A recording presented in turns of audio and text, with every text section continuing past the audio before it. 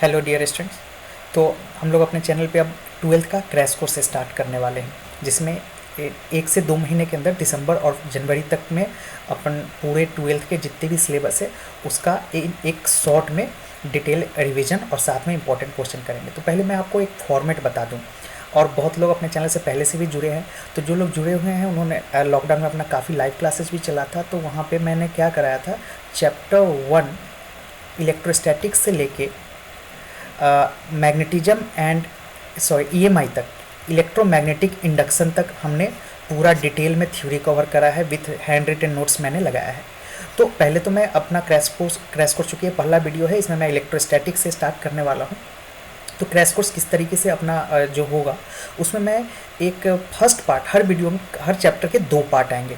First part में मैं summary लूँगा, पूरे चैप्टर का एक समरी, और इस समरी के दौरान आपको पूरे चैप्टर का notes, PDF notes, detail PDF notes आपको मिलेगा, और फुल्ली एनसीईआरटी पे वो बेस्ड होगा, जिसके अंदर आप एनसीईआरटी टेक्स्ट बुक का एक एक टॉपिक होगा।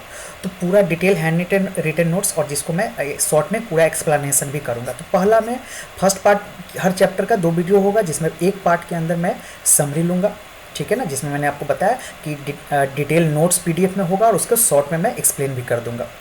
और सेकेंड पार्ट में होगा, मैं उसके अंदर इम्पॉर्टेंट क्वेश्चन लेने वाला हूँ जो आपके एग्जाम्स के लिए प्रोबेबल है, जिसका बेस हमारा ये होगा कि पिछले 5 साल 7 साल के अंदर कितने क्वेश्चंस इस टॉपिक से आ चुके हैं, है ना। जो मोस्ट इंपॉर्टेंट टॉपिक है उनके क्वेश्चंस में कुछ इंपॉर्टेंट इसके अंदर करवाऊंगा। एक जो पोर्शन रह जाता है वो अपना रह जाएगा डेरिवेशन का पोर्शन।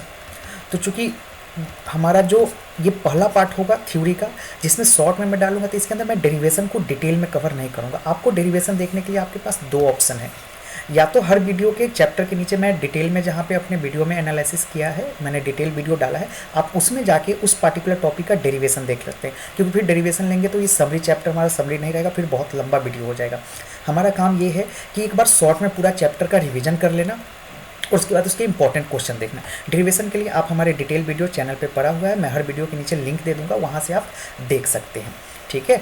तो ऐसा हम लोग करेंगे। और दूसरा चीज़ कि आप अगर थोड़ा वेट करेंगे तो मैं कोशिश कर रहा हूँ, वर्क कर रहा हूँ इस चीज़ पर कि मैं डिटेल में डेरिवेशन के लिए भी एक अलग से चैप्टर वाइज डेरिवेशन का एक वीडियो डालूँ, तो वो मैं बीच में आपको इन्फॉर्म करूँगा, और वो मेरे प्लान में है। मैं बहुत जल्दी विद इन दिसंबर मैं उसको भी करने वाला हूँ, जिसमें चैप्टर वाइज डेरिवेशन लिस्ट मैं अलग से कर दूँगा, ताकि आपको आसानी हो, ढूंढना ना पड़े। तो फिलहाल आप डेरिवेशन करने के लिए आप चैप्टर के डिटेल में देख सकते हैं, प्लेलिस्ट में अंदर डिस्क्रिप्शन में जाके, है ना। तो इस तरह से हमारा मॉड्यूल होगा, इस तरीके से हम लोग करने वाले हैं। दूसरा, जो अपने पुराने व्यूअर हैं, जो पहले से कुछ चैप्टर्स मैंने जो पार्ट 1 का ऑलमोस्ट पार्ट 1 हमने पूरा कंप्लीट करा है, उन्होंने देखा, तो उनको जब मैं समरी लूँगा तो जो नोट्स पीडीएफ होगा, ऑलरेडी हमारे चैनल पे जो पुराना पहले से नोट्स पड़ा हुआ है वही नोट्स है, ठीक है ना। तो आपको अलग से नोट्स डाउनलोड करने की जरूरत नहीं है, वही नोट्स है, उसी नोट्स से मैं एक्सप्लेन करूँगा। जो नए हैं वो वापस से यहाँ पे पूरे चैप्टर का डिटेल नोट्स एक वीडियो के अंदर मैं आपको पूरा नोट्स और विद इन एक्सप्लेनेशन आपको दूंगा। तो जो पुराने व्यूअर्स हैं उनके लिए। अच्छा, अब बात आती है कि जो पहले से जो लोग जुड़े हों, उन्होंने चैप्टर ईएमआई के बाद एसी चैप्टर और ईएम वेव पार्ट 1 में ये 2 चैप्टर रह गया था, और पार्ट 2 पूरा रह गया था। तो ये भी मैं कोशिश करूँगा कि मैं बहुत जल्दी इन सब के भी डिटेल थ्योरी वीडियोज़ भी मैं डालूँ। तो अभी फ़िलहाल मैं क्रैश कोर्स से स्टार्ट कर रहा हूँ, और बीच बीच में मैं इन सब चैप्टर्स का भी वीडियोज़ अपलोड करूँगा। मैं कोशिश करूँगा वापस से मैं फिर से कंटिन्यू वीडियो डालूँगा, तो आप जुड़े रहें। चलिए, तो काफ़ी लंबी बातचीत हो गई, अब हम लोग चैप्टर स्टार्ट करते हैं, ठीक है ना। तो अब हम लोग स्टार्ट करते हैं चैप्टर का। तो यहाँ से हम लोग स्टार्ट करते हैं, ये हमारा इलेक्ट्रोस्टैटिक का फर्स्ट यहाँ पे नोट्स है। आप जहाँ भी जरूरत लगे स्क्रीनशॉट ले सकते हैं, मैं शॉर्ट में आपको एक्सप्लेन करते चलूँगा। तो यहाँ देखिए, यहाँ पे सबसे पहले इलेक्ट्रोस्टैटिक के अंदर हम लोगों ने क्या पढ़ा। इलेक्ट्रोस्टैटिक के अंदर हमने पढ़ना है चार्जेज एट रेस्ट के बारे में। साइड में डिटेल नोट्स है, यहाँ मैं सबको एक्सप्लेन करता रहूँगा, जो मैं एक्सप्लेन करूँगा वही इधर आपका साइड में डिटेल में लिखा है, ताकि कम टाइम में हमारा वीडियो पूरा कवर हो सके। इसलिए मैं वापस से राइट करने का टाइम बचा रहा हूँ। अब इन सब चीज़ों को मैं डिटेल में लिखूँगा तो वीडियो लंबा होगा, फिर आपका रिविजन नहीं होगा, और क्रैश कोर्स हमारा शॉर्ट में ज़्यादा से ज़्यादा चीज़ों को सीखना है। इसलिए मैंने साइड में नोट्स भी लगाया है, और एक साइड मैं आपको एक्सप्लेन करता रहूँगा, एक साइड में आप डिटेल नोट्स ले सकते हैं, ठीक है। तो इलेक्ट्रोस्टैटिक के अंदर अपन क्या पढ़ने वाले हैं, चार्जेज एट रेस्ट के बारे में, ओके। अब इसके अंदर चार्जेज जो है हमारे 2 टाइप के चार्जेज आते हैं, एक तो पॉजिटिव चार्ज आएंगे और एक निगेटिव चार्ज। प्रोटॉन होता है पॉजिटिव चार्ज और इलेक्ट्रॉन होगा निगेटिव चार्ज। प्रोटॉन पे जितना पॉजिटिव चार्ज होता है, इलेक्ट्रॉन पे मैग्नीट्यूड वाइज देखा जाए तो दोनों का चार्ज सेम होता है, जो कि कितना होता है, चार्ज को अपन क्यू से डिनोट करते हैं, जो कि चार्ज की value plus minus 1.6 into 10⁻⁻19 coulomb मैं बोल सकता हूँ। ठीक है ना, यहाँ ये ध्यान रखेंगे चार्ज का जो एसआई यूनिट होता है वो कूलम होता है। ठीक है ना, चार्ज की एसआई यूनिट कूलम। अगर आप प्रोटॉन की बात करेंगे तो प्रोटॉन पे ये चार्ज प्लस 1.6 इंटू 10⁻⁻19, इलेक्ट्रॉन पे बात करेंगे तो माइनस 1.6 इंटू 10⁻⁻19 कूलम चार्ज हो जाएगा। जनरली चार्ज की जो वैल्यू क्वेश्चन के अंदर रहता है वो nano coulomb, micro coulomb, okay, nano coulomb, micro coulomb इस तरह के डाटा के साथ रहता है, माइक्रो कूलम, ओके। तो इस तरह के डाटा को कन्वर्ट, चूँकि चार्ज जो होता है कूलम बहुत बड़ा यूनिट होता है, तो जनरली क्वेश्चन के अंदर अगर नैनो कूलम में आपके पास चार्ज आता है तो जो भी आपके पास चार्ज की वैल्यू दे रखा है उसमें आप 10⁻⁻9 से मल्टीप्लाई कर देंगे तो वो कूलम में कन्वर्ट हो जाएगा। तो ये कन्वर्जन आप जरूर ध्यान रखें, इस तरह के कन्वर्जन आपके काम आएंगे क्वेश्चन में। न्यूमेरिकल में ज़्यादातर जितने भी न्यूमेरिकल आप देखोगे वहाँ पे maximum nano coulomb, micro coulomb. अगर माइक्रो कूलम है तो आप जो भी चार्ज का मैग्नीट्यूड दे रखा है उसमें आप 10⁻⁻6 से मल्टीप्लाई कर दोगे तो आप कूलम में पहुँच जाओगे। तो ये कन्वर्जन ध्यान रखेंगे, ठीक है। उसके बाद देखिए, अब इसके बाद बात आती है हमारा, जहाँ भी आपको ज़रूरत लगे आप स्क्रीनशॉट लेते रहेंगे। अच्छा, जो चीज़ें आपको आती है तो आप कोशिश ये कर सकते हैं अपना टाइम भी सेव करने के लिए वीडियो को 1.5x 2.x में जूम कर फास्ट फॉरवर्ड करके आप देख सकते हैं। तो हमने क्या क्या कवर करा, चार्जेस 2 टाइप्स के होते हैं, प्रोटॉन और इलेक्ट्रॉन, पॉजिटिवली चार्ज। अब देखो, अगर अपने पास कोई बॉडी है, ठीक है ना, सपोज मेरे पास एक बॉडी ए बॉडी है, अगर मुझे इस बॉडी को पॉजिटिवली चार्ज बनाना है, अगर मुझे इस बॉडी को पॉजिटिवली चार्ज बनाना है तो मैं इससे क्या करूँगा, इलेक्ट्रॉन को बाहर निकाल दूंगा, ओके। तो किसी बॉडी को पॉजिटिव चार्ज बनाने के लिए उससे इलेक्ट्रॉन को बाहर निकालते हैं। अगर किसी बॉडी को निगेटिवली चार्ज बनाना हो, सपोज इस बॉडी को मुझे निगेटिवली चार्ज बनाना है तो मैं इसके अंदर क्या करूँगा, इलेक्ट्रॉन को इंजेक्ट करूँगा। तो ये आप ध्यान रखेंगे, ओके। किसी बॉडी को निगेटिव चार्ज बनाने के लिए आप इलेक्ट्रॉन उसको देंगे, पॉजिटिव चार्ज बनाने के लिए उसको इलेक्ट्रॉन निकाल सकते हैं। अब एक बात, एक third third type of body होती है जिसको बोलते हैं न्यूट्रल बॉडी। न्यूट्रल बॉडी क्या होता है, जिस पे नेट चार्ज जीरो होता है। यहाँ एक बात आप ध्यान रखेंगे कि चार्ज नेट चार्ज जीरो होता है, क्यू जीरो नहीं है ना। क्यू की मतलब जीरो हो गया कि इसका मतलब इलेक्ट्रॉन और प्रोटॉन है ही नहीं, जो कि बिल्कुल रॉन्ग स्टेटमेंट है। आप जब भी बोलेंगे न्यूट्रल बॉडी की बात करेंगे तो net charge on a neutral body हमारा क्या होगा, जीरो होगा। यानी इस पे हम अपन बोल सकते हैं number of proton is equal to number of electron, okay. अच्छा, यहाँ पे आपके पास कुछ डिटेल दे रखा है जिसमें मास ऑफ इलेक्ट्रॉन की कभी अगर जरूरत पड़ जाए, mass of neutron, charge on electron, इतनी चीज़ें तो मैंने आपको बता दिया। इसमें फर्स्ट पेज हमने पूरा डिस्कस कर लिया जो भी काम का था। अब अपन कुछ प्रॉपर्टीज ऑफ चार्जेज को डिस्कस कर लेते हैं, ठीक है। तो कुछ इंपॉर्टेंट प्रॉपर्टीज है जिसमें फर्स्ट प्रॉपर्टी अपन का है कंजर्वेशन ऑफ चार्ज। अब कंजर्वेशन ऑफ चार्ज का क्या मतलब है, किसी भी बॉडी पे जो नेट चार्ज होता है वो ना तो अगर इस बॉडी पे नेट चार्ज है ना, तो ये नेट चार्ज किसी बॉडी पे जब है तो किसी भी बॉडी का जो चार्ज होता है वो ना तो क्रिएट होता है ना डिस्ट्रॉय, तो बस एक बॉडी से दूसरे बॉडी में ट्रांसफॉर्म हो सकता है। अगर इस पर कुछ चार्ज की वैल्यू है तो हो सकता है दूसरे बॉडी पे ट्रांसफॉर्म हो जाए, लेकिन वो डिस्ट्रॉय ना हो सकता है ना क्रिएट हो सकता है। तो फर्स्ट तो काफ़ी इंपॉर्टेंट है, काफ़ी सिंपल है। Second, additivity of charge. अब ये एडिटिविटी ऑफ चार्ज का क्या मतलब है, सपोज मेरे पास एक बॉडी है, इस तरह से एक बॉडी है, इस पर चार्ज की वैल्यू है सपोज 3 कूलम, इस यहाँ 2 कूलम, यहाँ पे 5 कूलम। तो एडिटिविटी ऑफ चार्ज प्रॉपर्टी का मतलब है, सपोज इसको मैं -5 कूलम बोलता हूँ, है ना, एक और चार्ज की वैल्यू ले लेता हूँ 6 कूलम। तो इस बॉडी पे मुझे नेट चार्ज की वैल्यू जब बताना होगा तो मैं क्या करूँगा, सारे चार्जेस का अलजेब्रिक सम करूँगा। तो 3 + 6 साइन के साथ 6 + 2। अब यहाँ पे देखो ध्यान से, तो 3 कूलम, 6 कूलम और 2 कूलम हमारे पास कैसा है, पॉजिटिव चार्ज है, 5 कूलम निगेटिव चार्ज है, तो ये रहा -5। ये कितना हो जाएगा आपके पास, 9 × 11 - 5 दैट इज 6 कूलम। तो किसी भी बॉडी पे नेट चार्ज निकालने के लिए हम क्या करते हैं, उस बॉडी के सारे इंडिविजुअल चार्जेस का अलजेब्रिक सम करेंगे, जो कि आपका additivity of charge property mention करता है। थर्ड प्रॉपर्टी काफ़ी सिंपल है, लाइक चार्जेज, यानी प्लस में रिपल्सन होगा, माइनस में भी रिपल्सन होगा और प्लस में अट्रैक्शन होगा। ये भी काफ़ी सिंपल है, आपको पहले से पता होगा। ये थर्ड जो है वो क्वांटाइजेशन ऑफ चार्ज, ये काफ़ी इंपॉर्टेंट हो जाता है इन सारी प्रॉपर्टीज में, है ना। तो इसको मैं यहाँ पे साइड में एक्सप्लेन कर देता हूँ डिटेल में, और इस पर छोटे क्वेश्चन 1 नंबर के क्वेश्चन जनरली आ जाते हैं। अगर प्रॉपर्टीज ऑफ चार्जेस से क्वेश्चन की बात किया जाए तो इसमें जनरली ज़्यादातर जब भी क्वेश्चन पूछा जाता है तो ये क्वांटाइजेशन ऑफ चार्जेस पे क्वेश्चन आते हैं, क्योंकि शुरुआत की ये जो 3 टॉपिक है ये काफ़ी सिंपल है, 10th लेवल पे भी आपने इसको पढ़ा होगा। तो अब क्वांटाइजेशन ऑफ चार्ज का क्या मतलब है, जैसे किसी भी बॉडी पे नेट चार्ज जो होगा वो Q is equal to plus minus n के बराबर होता है। इसका मतलब क्या है कि सबसे छोटा चार्ज, अब ये आप ध्यान रखेंगे, जो सबसे छोटा चार्ज पॉसिबल है वो क्या है, इलेक्ट्रॉन। यानी इलेक्ट्रॉन से छोटा चार्ज पॉसिबल नहीं है। यानी किसी बॉडी पे चार्ज हो सकता है 1 इलेक्ट्रॉन हो, 2 इलेक्ट्रॉन हो, 100 इलेक्ट्रॉन हो। इस तरह से किसी भी बॉडी पे चार्जेस की वैल्यू हो सकता है, सो ऑन इंटीग्रल मल्टीपल।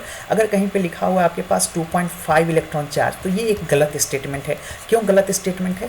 क्योंकि जो सबसे छोटा चार्ज पॉसिबल है वो कितना है, 1 2 3 हाफ। यहाँ इस स्टेटमेंट का क्या मतलब है, 2 इलेक्ट्रॉन एंड हाफ इलेक्ट्रॉन। अब इलेक्ट्रॉन जो है वो फंडामेंटल चार्ज है, हम इसके फर्दर टुकड़े नहीं कर सकते, इसलिए ये हाफ इलेक्ट्रॉन पॉसिबल नहीं है। तो कभी भी फ्रैक्शन में नंबर ऑफ इलेक्ट्रॉन नहीं होगा। रीजन क्या होगा इसका, क्योंकि इलेक्ट्रॉन जो है हमारा फंडामेंटल चार्ज है। तो यही क्वांटाइजेशन ऑफ चार्ज प्रॉपर्टी बताता है कि किसी बॉडी पे जो नेट चार्ज होगा वो प्लस माइनस एन के बराबर होगा। सपोज किसी बॉडी के पास 200 इलेक्ट्रॉन है, तो उसके पास चार्ज की वैल्यू कितना होगा, 200 इंटू 1.6 इंटू 10⁻⁹। अब इलेक्ट्रॉन है तो आप नेट चार्ज नेगेटिव वैल्यू ले सकते हैं, इतना कूलम चार्ज होगा।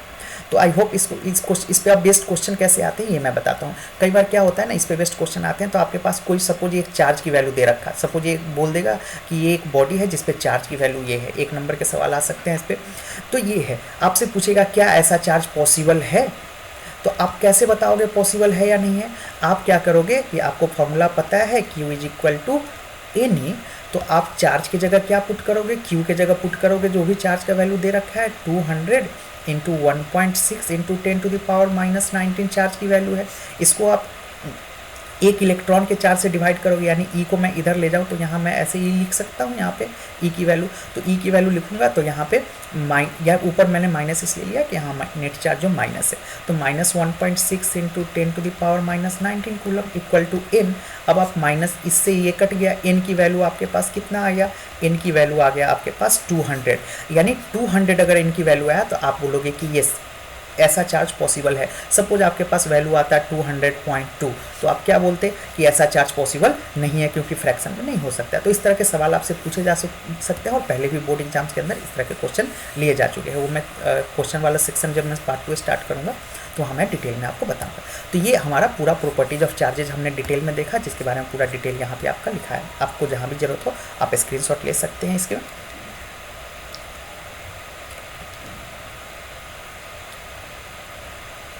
उसके बाद अपन नेक्स्ट स्लाइड पे बढ़ते हैं। ओके, नेक्स्ट स्लाइड में हम लोग देखेंगे चार्जिंग ऑफ अ बॉडी। अब बात आती है, अब जो हमारा टॉपिक है ना, अब जो टॉपिक है वो है किसी बॉडी को चार्ज करने के अपने पास कितने तरीके हैं, किसी बॉडी को अपन कैसे चार्ज कर सकते हैं। तो पहला तरीका ये है किसी भी बॉडी को चार्ज करने का, वो है फ्रिक्शन, है ना। अपन का टॉपिक क्या है, चार्जिंग ऑफ अ बॉडी। अब चार्जिंग ऑफ अ बॉडी में हम लोग क्या देखने वाले हैं, पहला मेथड है चार्जिंग बाय फ्रिक्शन। अब चार्जिंग बाय फ्रिक्शन के अंदर क्या है कि किसी भी दो बॉडी को आपस में हम क्या करते हैं, अगर कोई बॉडी ए है और कोई बॉडी बी है, दो बॉडी आपस में कांटेक्ट में आके और दो बॉडी को आपस में जब भी आप रब करते हो तो ऐसे में क्या होता है, कुछ इलेक्ट्रॉन इससे ट्रांसफ़र होकर इस पे आ जाते हैं, ऐसे में बॉडी क्या हो जाता है, चार्ज होता है। जिसके एग्जाम्पल की मैं बात करूँ तो आप सर्दियों में ऐसे अपने दोनों पाम को इस तरह से रब करते हो, तो जब भी आप अपने दोनों पाम को रब करते हो तो क्या होता है, एक हीट महसूस होता है। वो हीट क्यों महसूस होता है, क्योंकि कुछ इलेक्ट्रॉन्स का ट्रांसफ़र हो रहा था एक हाथों से दूसरे हाथों में। तो ऐसा करने में क्या होता है, थोड़ी देर के लिए बॉडी क्या होता है, चार्ज होता है। या बचपन में स्केल वगैरह से किए होगे, बालों पे स्केल रब करके और कागज़ के टुकड़े वगैरह को अट्रैक्ट करते हैं, तो क्या होता है, जब भी आप बालों पे जब स्केल रब करते हो तो कुछ इलेक्ट्रॉन्स का ट्रांसफ़र होता है एक बॉडी से दूसरे बॉडी में, ऐसे में एक बॉडी चार्ज हो जाता है, ठीक है ना। अब वो फिर अट्रैक्ट करता है। तो चार्जिंग बाय फ्रिक्शन में सिंपली है, जब भी दो बॉडी आपस में कांटेक्ट में आता है और दोनों के बीच कोई फ्रिक्शन लगता है तो ऐसे में इलेक्ट्रॉन का ट्रांसफ़र होता है, जिसके कारण बॉडी चार्ज होता है। तो ये तो फर्स्ट मेथड है। सेकेंड मेथड क्या है हमारा, charging by conduction. Okay, second method है चार्जिंग बाय कंडक्शन। अब चार्जिंग बाय कंडक्शन के अंदर हम लोगों को क्या देखना है, चार्जिंग बाय कंडक्शन के अंदर होता क्या है, बेसिकली अपने पास दो स्फीयर होता है, ठीक है ना। मैं अगले पेज में, फ्रेश पेज में बताता हूँ आपको इसको। चार्जिंग बाय कंडक्शन के अंदर जो होगा, ओके, तो चार्जिंग बाय कंडक्शन देख रहे हैं अपन, ठीक है ना। मैं इसमें डिटेल में बताता हूँ, फिर वापस अपन उस पेज पे चलेंगे। तो चार्जिंग बाय कंडक्शन के अंदर क्या होगा, दो बॉडी, सपोज मेरे पास एक स्फीयर है, जो कि अभी न्यूट्रल है, ठीक है ना। इस तरह से न्यूट्रल बॉडी है, समझ गए नहीं, जिसपे number of electron number of proton दोनों सेम है। मैं क्या करता हूँ, इसको वापस एक दूसरे बॉडी से कांटेक्ट में लाता हूँ। ओके, वापस दूसरे बॉडी से कांटेक्ट में लाऊंगा तो ये क्या होगा, इसमें जैसे ही मैं दूसरे बॉडी को कांटेक्ट में लाता हूँ, सपोज मेरे पास एक दूसरा बॉडी है, दूसरा अनचार्ज स्फीयर। ओके, सपोज ये हमारा इनिशियल वाला कैसा था, अनचार्ज स्फीयर था, क्योंकि इस पर मैंने क्या बताया आपको कि number of electron number of proton बराबर है। और ये कैसा है, चार्ज स्फीयर है। ओके, चार्ज स्फीयर है, सपोज इसके पास चार्ज क्यू है। तो जैसे ही मैं एक चार्ज बॉडी को अनचार्ज बॉडी के कांटेक्ट में लाऊंगा तो चार्जेज का क्या होगा, ट्रांसफर होगा। चार्जेस का ट्रांसफर किधर से किधर होता है, तो from charge to uncharge body. ये पॉइंट आप ध्यान रखेंगे, चार्जेस का ट्रांसफर कहाँ से कहाँ होगा, चार्ज बॉडी से अनचार्ज बॉडी पे ट्रांसफर होता है। ओके, और कब तक ट्रांसफर होगा, जब तक दोनों का चार्ज सेम ना हो जाए। ये एक इंपॉर्टेंट पॉइंट है, आप ध्यान रखिएगा, दोनों पे चार्ज सेम ना हो जाए तब तक। जब दोनों पे चार्ज की वैल्यू सेम हो जाएगा तो फिर चार्ज का फ्लो रुक जाएगा। सपोज इसी केस में अगर मेरे पास ये अनचार्ज बॉडी था जिसपे क्यू की वैल्यू 0 था, और एक दूसरा चार्ज बॉडी मैं लाता हूँ जिसपे चार्ज की वैल्यू क्यू है ना, जिसपे चार्ज की वैल्यू क्यू है। अब मैं दोनों को आपस में कांटेक्ट में लाता हूँ, जैसे ही कांटेक्ट में लाऊंगा तो चार्ज का फ्लो होगा। और अभी अभी जैसा कि मैंने आपको कॉन्सेप्ट बताया, किधर से किधर चार्ज का फ्लो होगा, from charge to uncharge body. तो इधर से इधर की तरफ चार्ज फ्लो होगा। कब तक फ्लो होगा, जब तक दोनों पे चार्ज की वैल्यू सेम ना हो जाए। तो ये कैसे होगा, तो इस नेट चार्ज क्यू है, तो ये क्यू जो होगा दोनों 50-50 डिवाइड हो जाएगा, Q/2 इस पे आ जाएगा और Q/2 इस पे हो जाएगा। तो ऐसे बॉडी पे चार्ज का ट्रांसफर होता है। इस कॉन्सेप्ट पे बेस्ड पहले भी बहुत सारे सवाल आ चुके हैं, जिसमें आपका क्वेश्चन कुछ इस तरह से रहता है कि कोई बॉडी ए है और कोई बॉडी बी है ना। तो अभी मैं बता रहा हूँ किस तरह के क्वेश्चन पहले बोर्ड एग्जाम्स में आ चुके हैं। और एक दूसरा बॉडी सी है। ओके, तो सी, अब ये बॉडी जो है इनिशियली ए बॉडी जो है कैसा है, वो चार्ज है, और सी और ये क्यू, इस बी बॉडी भी जो है वो भी क्यू चार्ज है, और सी क्या है, 0 चार्ज है। तो क्वेश्चन ये कहता है कि जब मैं सी को वापस इसके कांटेक्ट में लाता हूँ, जब मैं सी को वापस इसके कांटेक्ट में लाऊंगा तो यहाँ पे क्या हो जाएगा, चार्ज की वैल्यू कितना हो जाएगा सी पे। अब ए पे चार्ज कितना रह जाएगा, Q/2, और दोनों कांटेक्ट में आया तो इस पर चार्ज कितना हो गया, Q/2। अब मैं क्या करता हूँ, दोनों के बीच कॉन्टैक्ट को ख़त्म कर देता हूँ। अब जैसे ही मैं दोनों के बीच कॉन्टैक्ट को ख़त्म करूँगा तो क्या हो जाएगा, अभी तो अब इस पे पहले जो चार्ज 0 था, अब 0 ना होकर कितना है, Q/2। अब वापस मैं इस बॉडी को बी के कॉन्टैक्ट में लाता हूँ। जब मैं बी के कॉन्टैक्ट में लाऊंगा तो फाइनली क्वेश्चन में ये पूछा जाता है कि बी और सी पे चार्ज की नेट वैल्यू कितनी रह गई। ओके, ए बी सी पे जो फाइनल चार्ज का डिस्ट्रीब्यूशन हुआ कैसा है। तो अब जरा ध्यान से देखिए, मैंने इसको इनिशियली सी को ए से मिलाया तो चार्ज 0 था, बट वो कनेक्शन के कारण डिस्ट्रीब्यूट होकर Q/2 आ गया। अब ये दोनों बॉडी आपस में कांटेक्ट में आया तो फिर से क्या होगा, फिर से चार्ज का डिस्ट्रीब्यूशन होगा, चार्ज का फ्लो होगा। कहाँ से कहाँ फ्लो होगा, तो ये हमारा कैसा है, charge, higher charge to lower charge होगा। या तो आप चार्ज टू अनचार्ज बॉडी बोल दो, या high charge to low charge. तो यहाँ पे चार्ज, इस पे चार्ज Q है, इस पे चार्ज Q/2 है। तो इस केस में आपका चार्ज कहाँ से, B से C में फ्लो होगा। और कब तक फ्लो होगा, जब तक दोनों बॉडी पे नेट चार्ज इक्वल ना हो जाए। तो यहाँ पे पूरे सिस्टम का नेट चार्ज कितना है, Q + Q/2। Okay, Q charge इसका है और Q/2 इसका है। तो अगर आप इसको ऐड करोगे तो आपको मिलेगा 3Q/2। This is the net charge of the system. अब ये नेट चार्ज कब तक दोनों के चार्ज का फ्लो होगा, जब तक पूरे सिस्टम का नेट चार्ज इक्वल डिस्ट्रीब्यूट ना हो जाए। यानी अब मैं फाइनली बात करूं तो दोनों को मिला के कितना चार्ज है, 3Q/2। तो अब दोनों पे कितना चार्ज रह जाएगा कुछ टाइम के बाद, तो 50-50 हो जाएगा, हाफ डिवाइड हो जाएगा। तो 3Q/2 डिवाइडेड बाई 2 तो कितना हो जाएगा, 3Q/4। तो फाइनली चार्ज सी पे फाइनल चार्ज कितना रह जाएगा, 3Q/4। बी पे फाइनल चार्ज कितना रह जाएगा, 3Q/4, और इस पे चार्ज Q/2। तो इस तरह के सवाल डिफरेंट लैंग्वेज डिफरेंट फॉर्मेट के साथ पूछा जा सकता है, और इस कॉन्सेप्ट पे पहले बहुत सारे सवाल आए हैं, इसलिए मैंने एक एग्जांपल के साथ इस तरह के क्वेश्चन बोर्ड में आ चुके हैं। तो एग्जांपल के साथ मैंने आपको एक्सप्लेन कराया। तो ये हमारा मेथड ऑफ चार्जिंग था, कंडक्शन मेथड। ओके, अब नेक्स्ट मेथड जो है हमारा, नेक्स्ट मेथड मैं आपको एक्सप्लेन करता हूँ, फिर वापस मैं नोट्स के पास ले जाके आपको रेफरेंस दिखाऊंगा। नेक्स्ट मेथड हमारा है चार्जिंग बाय इंडक्शन। ओके, जो नेक्स्ट मेथड है charging by induction. Charging by induction. अब चार्जिंग बाय इंडक्शन के अंदर क्या है, तो चार्जिंग बाय इंडक्शन के अंदर अपन क्या करते हैं कि सपोज मेरे पास ये एक स्फीयर है, ओके, जो कि पहले अनचार्ज था।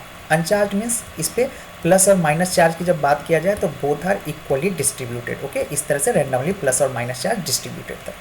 मैं क्या करता हूँ, इसके नज़दीक एक रॉड लेके आता हूँ। ठीक है, इसके नज़दीक मैं एक रॉड लेके आता हूँ।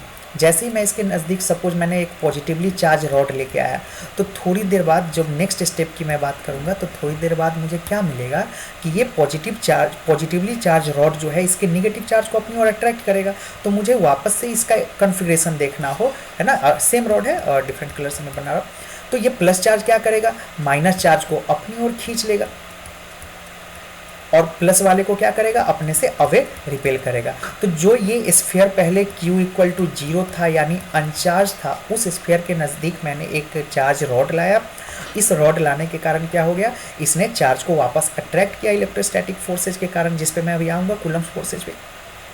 तो माइनस वाले को अपनी ओर खींचा, प्लस वाले को अपने से रिपेल किया। तो वापस अब उसके बाद नेक्स्ट स्टेप में अपन क्या करते हैं, इसको इस चार्ज को वापस, ये जो हमारा स्फीयर है इसको वापस ग्राउंड करते हैं। अगर जैसे ही मैं ग्राउंड करूंगा तो ये जो निगेटिव चार्ज, इधर का निगेटिव चार्ज है, ये क्या हो जाएगा, न्यूट्रलाइज होना शुरू हो जाएगा। न्यूट्रलाइज होना शुरू होगा तो ये चूंकि ग्राउंड से मैंने कनेक्ट कर दिया और ग्राउंड के पास क्या है, पॉजिटिव चार्ज, तो ये पॉजिटिव चार्ज कुछ निगेटिव चार्ज को न्यूट्रलाइज कर देगा। और ऐसे में अगर आप देखेंगे तो पहले जिस पे प्रीवियस कंडीशन में देखिए पॉजिटिव और नेगेटिव चार्ज इक्वल था, अब कुछ नेगेटिव चार्ज न्यूट्रलाइज हो गए, यानी सिस्टम का नेगेटिव चार्ज अपने आप कम हो गया ग्राउंडिंग करने के कारण। तो ये बाय डिफ़ॉल्ट ये पॉजिटिव चार्ज का नंबर ज़्यादा हो गया, तो बॉडी कैसा चार्ज हो गया, पॉजिटिवली चार्ज। ठीक है, तो charging by induction I hope आपको समझ आया हो। चार्जिंग बाय इंडक्शन में हम लोग ये करते हैं। किसी भी कॉन्सेप्ट पे बहुत डेप्थ और डिटेल एनालिसिस चाहिए तो आप हमारे डिटेल वीडियो लेक्चर्स पे आराम से जा सकते हैं, वहाँ पे मैंने बहुत डिटेल में चर्चा करा है। ठीक है, तो मैं थोड़ा सा ये मान के चल रहा हूँ कि थोड़ा बहुत आपको ये आइडिया है, इसलिए मैं फास्ट तरीके से चीज़ों को एक्सप्लेन कर रहा हूँ। तो बॉडी को पॉजिटिवली चार्ज। अब ये तीनों कॉन्सेप्ट जो मैंने आपको बताया, तीनों कॉन्सेप्ट के अंदर हमने पहला तो देखा चार्जिंग बाय फ्रिक्शन, पहला conduction, charging by conduction and charging by induction. इसमें एक इम्पॉर्टेंट पॉइंट आप ध्यान रखेंगे कि क्वेश्चन ये पूछा जाता है इन दोनों मेथड में, देखिए फ्रिक्शन और कंडक्शन दोनों मेथड से किसी बॉडी को अगर चार्ज करना हो तो बॉडी का कांटेक्ट में आना बहुत ज़रूरी है। बिना कांटेक्ट में आए ये दोनों मेथड से बॉडी चार्ज नहीं हो सकते। बट चार्जिंग बाय इंडक्शन में देखिए मैंने कहीं भी दो बॉडी को आपस में कांटेक्ट में लाए बिना एक बॉडी को मैंने चार्ज कर लिया। तो यहाँ पे ध्यान रखिएगा कभी इस तरह के ऑब्जेक्टिव में सवाल आ जाए कि कौन से मेथड में बॉडी का कांटेक्ट में आए बिना चार्ज हो सकता है, तो आप चार्जिंग बाय इंडक्शन कर सकते हैं। ठीक है ना, इसमें कांटेक्ट लेस चार्जिंग होता है। ठीक है, तो आई होप आपको मेथड ऑफ चार्जिंग समझ में आया। अब मैं नेक्स्ट पेज पे आपको गोल्ड लीफ इलेक्ट्रोस्कोप के बारे में बताता हूँ, जो बहुत छोटा सा कॉन्सेप्ट है, 4-5 लाइन में एनसीईआरटी ने दे रखा है। Gold leaf electroscope, leaf electroscope. अब इसके अंदर क्या होता है, तो एक मैं जस्ट एक रफ स्केच ड्रॉ करता हूँ। सपोज एक बॉटल होता है इस तरह से छोटा सा, और ये होता क्या कि जस्ट मैं आपको बताता हूँ, एक बोतल होता है इस तरह से, जिसके अंदर एक रॉड होगा, एक कंडक्टिंग रॉड होता है। ठीक है, जिसके हेल्प से दो गोल्ड के लीफ है ना, गोल्ड के बहुत लाइट वेट गोल्ड के लीफ इस तरह से लगे होते हैं। और उसके बाद क्या किया जाता है, पहले तो इसका काम क्या है, तो चार्ज का इंडक्शन को चेक करना है, कोई चार्ज कितना है बॉडी पे, चार्ज का मैग्नीट्यूड वगैरह देखना हो, फोर्सेज का पता लगाना हो, तो इसके लिए तो अपन क्या करते हैं, अब ये गोल्ड लीफ है, इसके ऊपर सपोज कोई स्फीयर ला के रखती है। अब स्फीयर ला के रखा हमने, तो स्फीयर ला के रखा तो सपोज ये पॉजिटिवली चार्ज स्फीयर है, तो अब ये कंडक्टिंग कोई मटेरियल होता है जिसके थ्रू चार्जेस का ट्रांसफ़र होता है। अब चार्ज का जैसे ही ट्रांसफ़र होगा तो ये गोल्ड लीफ पहले जो न्यूट्रल था अब इस पर भी चार्ज आने शुरू, एक्यूमुलेट होना शुरू होता है। ऐसे में क्या होगा, इस गोल्ड लीफ का डाइवर्जन होता है, इस तरह से गोल्ड लीफ अपने पोजीशन से डाइवर्ज करता है। और ये डाइवर्जेंस, अब सपोज कोई दूसरा स्फीयर में लाता हूँ जिस पे और भी ज़्यादा चार्जेज है, तो और ज़्यादा चार्ज एक्यूमुलेट होगा तो कंपैरेटिव पिछले वाले कंपैरिजन में और ज़्यादा डाइवर्जेंस होगा, क्योंकि प्लस प्लस सेम नेचर के बीच क्या होता है, रिपल्सन होता है, तो इनके बीच और ज़्यादा डाइवर्जेंस होगा। और इस डाइवर्जेंस का जो मैग्नीट्यूड होगा, है ना, डाइवर्जेंस का जो मैग्नीट्यूड होता है, ठीक है, कितना ज़्यादा डाइवर्ज हुआ यानी उतना ज़्यादा चार्ज है उस बॉडी पे, तभी तो इतना ज़्यादा मैग्नीट्यूड हुआ। किसी का बहुत कम डाइवर्जेंस हुआ यानी उस पर चार्ज की मैग्नीट्यूड कम है। तो ये आपका गोल्ड लीफ इलेक्ट्रोस्कोप है जिसमें चार्जेस के बारे में हम लोग पता लगाते हैं। तो आई होप आपको ये चीज़ समझ आया होगा। वापस चलते हैं हम लोग अपने प्रीवियस पेज पे। अब यहाँ पे मैंने जितनी भी बातें आपको बताया उन सबको मैंने डिटेल में लिखा है, मैं थोड़ा सा जूम कर देता हूँ ताकि आपको अच्छे से विजुअल हो सके ये सारे पॉइंट्स। तो ये मैंने सारी बातों को मैंने आपको एक्सप्लेन करा है। चार्जिंग बाई फ्रिक्शन मैंने बता दिया, चार्जिंग बाई कंडक्शन बताया, चार्जिंग बाई इंडक्शन बताया। तो अब अपन चलते हैं नेक्स्ट पेज पे। सो अब हम लोग चैप्टर के सबसे इंपॉर्टेंट कंसेप्ट कूलम्स लॉ पे आते हैं। तो इसके लिए मैं नेक्स्ट पेज पे चलता हूँ, क्लियर पेज पे, वहाँ से मैं आपको फिर डिटेल में आपको पहले आइडिया दे के फिर इसको वापस एक्सप्लेन करूँगा। तो अब कूलम्स लॉ क्या बताता है? अभी तक तो हमने ये सीखा कि जब भी दो चार्जेज होगा तो प्लस हो या माइनस हो या अपोजिट नेचर का, तो दोनों के बीच आइदर रिपल्सन, अगर सेम नेचर है तो क्या होगा? रिपल्सन होगा। तो अब ये जो रिपल्सन है ये कुछ फोर्सेज के साथ रिपेल करेगा, दोनों चार्जेज है तो कुछ फोर्सेज के साथ एक दूसरे को रिपेल करेंगे। ओके, तो अब हमें ये पता लगाना है कि वो कितने फोर्सेज। तो कूलम्स लॉ ये कहती है कि F इज इक्वल टू दो चार्जेज बीच लगने वाला आइदर अट्रैक्टिव या रिपल्सिव फोर्स जो होता है वो K Q1 Q2 by r square के बराबर होता है। अगर मुझे इसको वेक्टर के फॉर्म में लिखना हो तो मैं इस तरह से लिखूंगा K Q1 Q2 by r q into this, okay, by r q into ये। इस तरह से अपन वेक्टर फॉर्म में इसको लिख सकते हैं, जैसा कि मैं यहाँ पे दिखा रहा हूँ आपको। यहाँ भी देखिए, यहाँ पे लिखा हुआ है, सॉरी यहाँ पे आप देखें वेक्टर फॉर्म में थोड़ा सा आप चेंज करेंगे, इस तरह से वेक्टर फॉर्म होता है, ठीक है ना। वेक्टर फॉर्म में ये वेक्टर आर होगा। ओके, तो यहाँ पे मैं थोड़ा सा इसको चेंज कर रहा हूँ, ये इस तरह से वेक्टर फॉर्म में यहाँ एरो लगेगा। तो ओवरऑल हमने क्या सीखा यहाँ पे कि दो चार्जेस के बीच लगने वाला फोर्स जो होता है वो पहले Q1 क्या है? पहले चार्ज का मैग्नीट्यूड, Q2 क्या है? दूसरे चार्ज का मैग्नीट्यूड, और R क्या है? R is distance between two charge, दोनों चार्ज के बीच डिस्टेंस के। तो कभी भी दो चार्जेस के बीच आपको आइदर फोर्स ऑफ अट्रैक्शन या फोर्स ऑफ रिपल्सन निकालना हो तो आप कूलम्स लॉ का यूज करेंगे। जनरली हमारा इससे काम चल जाता है, वेक्टर फॉर्म भी कभी बोर्ड लेवल पर कभी कभार इससे आता है, लेकिन आपका मोस्ट ऑफ द क्वेश्चन आपका direct K Q1 Q2 by r square से पता चल जाएगा।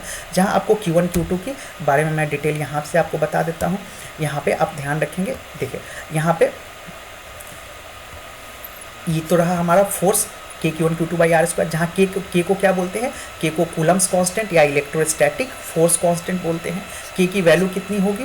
तो 9 × 10⁹ न्यूटन मीटर स्क्वायर पर कूलम स्क्वायर। इसको आप अच्छे से ध्यान रखेंगे इस वैल्यू का, क्योंकि जब भी आपको कूलम्स लॉ की जरूरत पड़ेगी आपको ये वैल्यू याद रखना पड़ेगा। वैल्यू के साथ साथ SI यूनिट को जरूर ध्यान रखें, क्योंकि जब भी ऑब्जेक्टिव क्वेश्चन आता है तो ये देखा गया है, आइदर स्टेट बोर्ड हो या CBSE, आपसे पूरे ऑब्जेक्टिव के जो 20 25 30 सवाल होंगे उसमें से एक क्वेश्चन या तो SI यूनिट या डायमेंशन आपसे पूछा जाता है। तो अब ये किसका डायमेंशन या SI यूनिट पूछा देगा ये कोई गेस नहीं कर सकता। तो आपके सामने जितने भी फॉर्मूले आएंगे, जितने भी कोई क्वांटिटी आएंगे, तो आप उसका SI यूनिट और डायमेंशन जरूर याद कर ले। आप NCERT टेक्स्ट बुक के लास्ट पेज में, हर चैप्टर के लास्ट पेज में आपको वो डिटेल एक जगह पे लिखा हुआ मिलेगा। अगले टॉपिक से मैं कोशिश करूंगा कि उसको भी एक जगह कंपाइल करके आपको दे दूँ।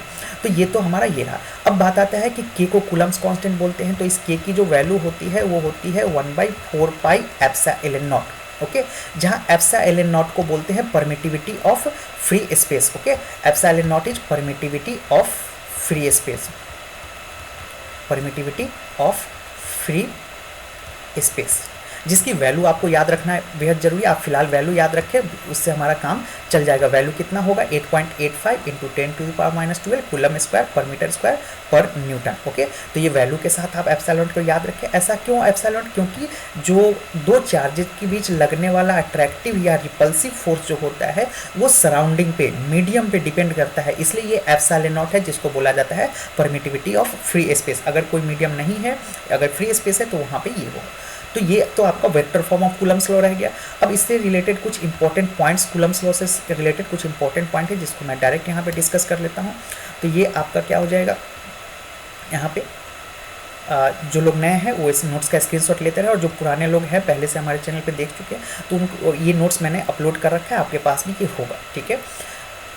और नीचे डिस्क्रिप्शन में मैंने लिंक लगा रखा है जिसके पूरा प्लेलिस्ट है इस चैप्टर का। डिटेल 7 से 8 करीब 10-11 वीडियो लेक्चर है जिसके अंदर मैंने NCERT को भी डिस्कस कराया था। आपको इन डेप्थ कोई किसी भी टॉपिक के बारे में डेप्थ में कॉन्सेप्ट चाहिए या डेरिवेशन के साथ चाहिए तो आप बिल्कुल वहाँ से जाके डिटेल में देख सकते हैं फास्ट फॉरवर्ड। तो अब अपन यहाँ पे डिस्कस कर लेते हैं इलेक्ट्रोस्टैटिक फोर्स के बारे में या कूलम्स फोर्स के बारे में। तो सबसे पहले ये ध्यान रखें, कूलम्स फोर्स क्या होता है? Conservative force. कंजर्वेटिव फोर्स का मतलब क्या होता है? वो पाथ इंडिपेंडेंट होगा, पाथ पे डिपेंड नहीं करता। ऐसा हमने 11th के अंदर पढ़ रखा है, फिलहाल आप इतना ध्यान रखें।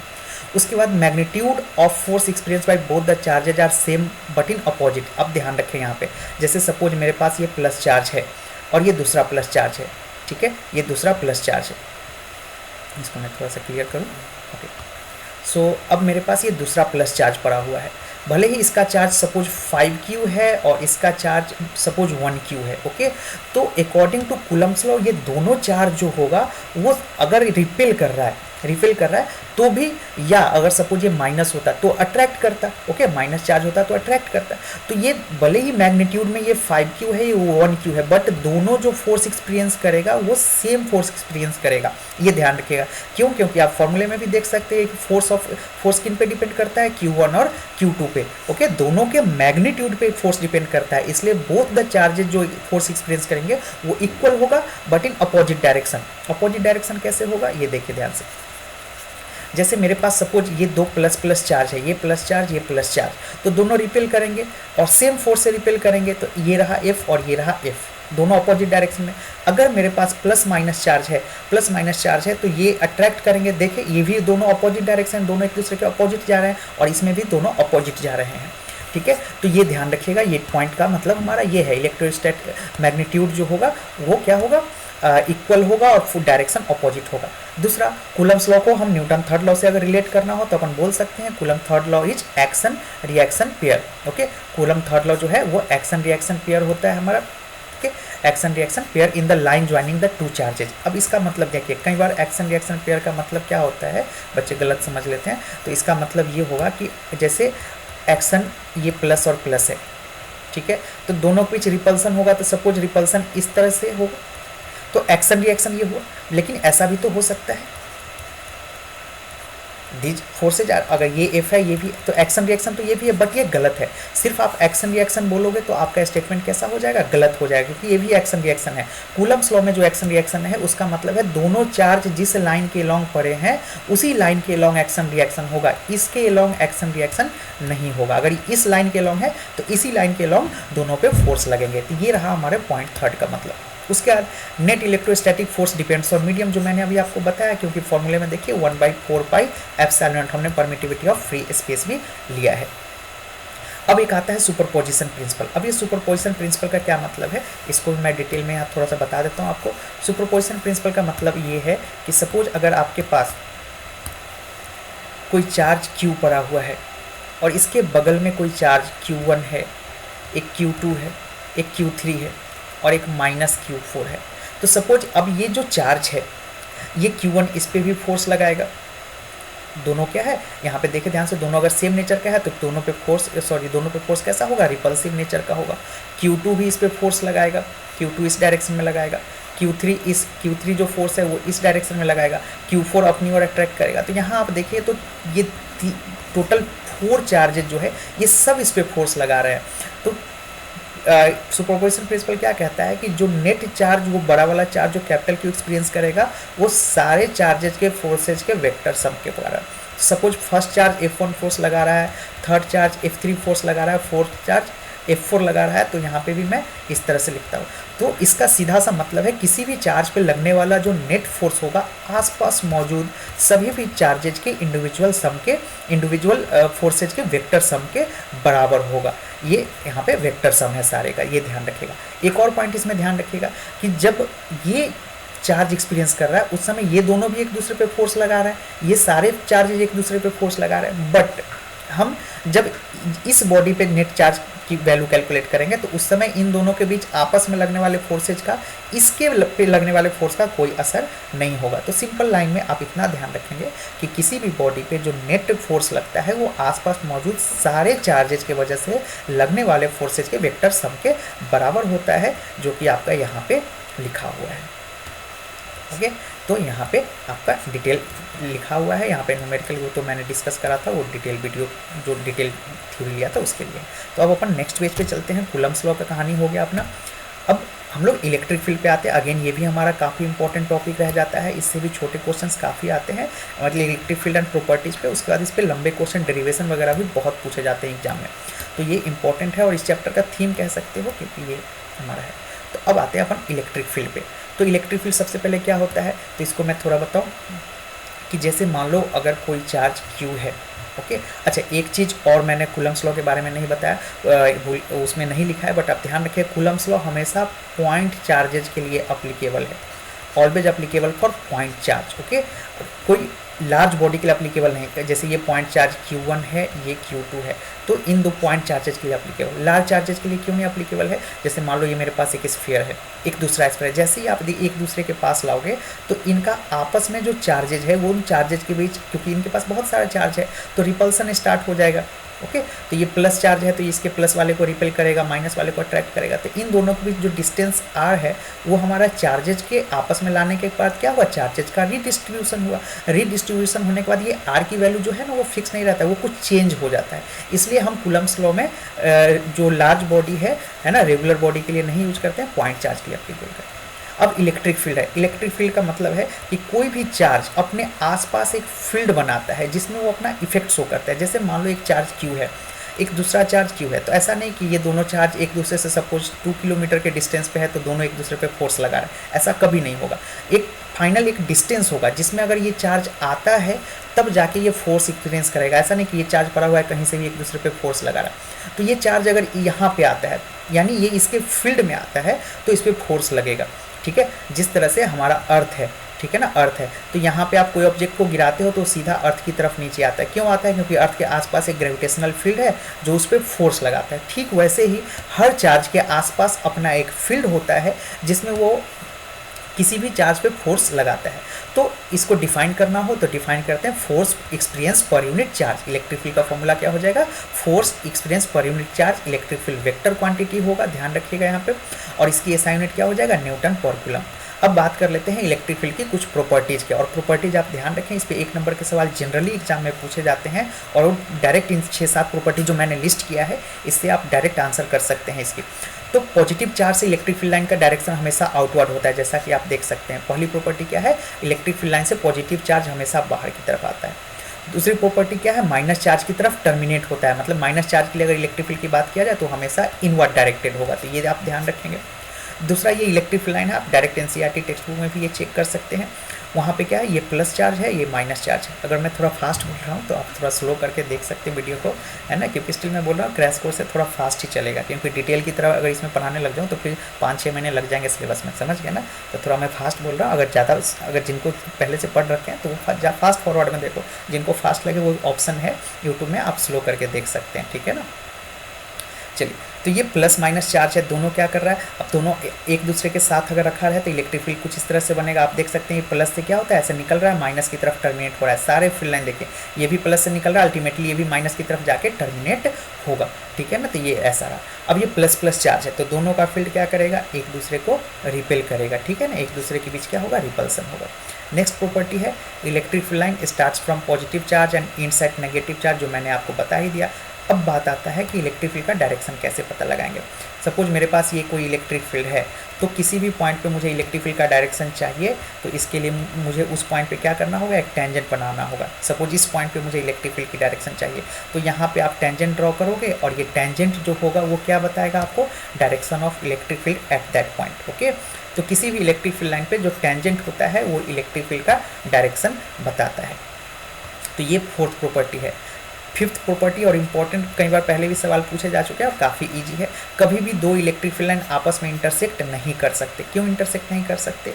क्योंकि इलेक्ट्रिक फील्ड लाइन जो होता है वो यूनी डायरेक्शनल होता है, लेकिन जब आप अगर इंटरसेक्ट करता है तो इस पार्टिकुलर पॉइंट पे आप एक टेंजेंट ये वाले इलेक्ट्रिक फील्ड के कारण ड्रॉ कर सकते हो और एक टेंजेंट इस इलेक्ट्रिक फील्ड के कारण, यानी एक पॉइंट पे दो टेंजेंट, और दो टेंजेंट का मतलब दो डायरेक्शन ऑफ इलेक्ट्रिक फील्ड, जो कि कभी भी पॉसिबल नहीं है, ओके। तो ये रहा आपका electric field, okay. Electric field कभी भी इंटरसेक्ट नहीं करता है, ये पॉइंट आ गया, समझ गए? थोड़ा सा बना के देखो, ओके, चलिए ठीक है, समझ गए ना। तो ये ध्यान रखिएगा आप ये प्रॉपर्टी। अब नेक्स्ट पेज पे चलते हैं, कुछ और प्रॉपर्टी है उसको डिस्कस कर लेते हैं।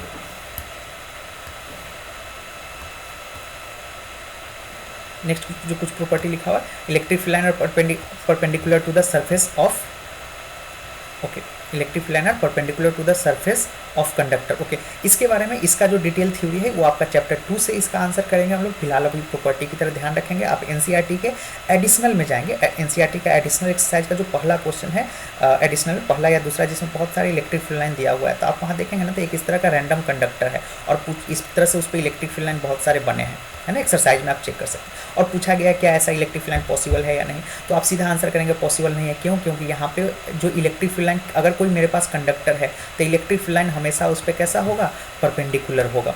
ओके, तो ये हमारा इलेक्ट्रिक फील्ड लाइन कभी भी क्लोज लूप नहीं बनाता है, ये ध्यान रखेंगे। इसी क्वेश्चन को आप एक बार फिर से ट्राई करेंगे, उसमें एक फिगर है जिसके अंदर ऐसा क्लोज लूप बन रहा है। ओके, तो कभी भी इलेक्ट्रिक फील्ड लाइन ऐसा नहीं हो कि जिस पॉइंट से शुरू हुआ वापस वहीं आके खत्म हुआ, ऐसा कभी भी नहीं होगा, ये ध्यान रखिएगा।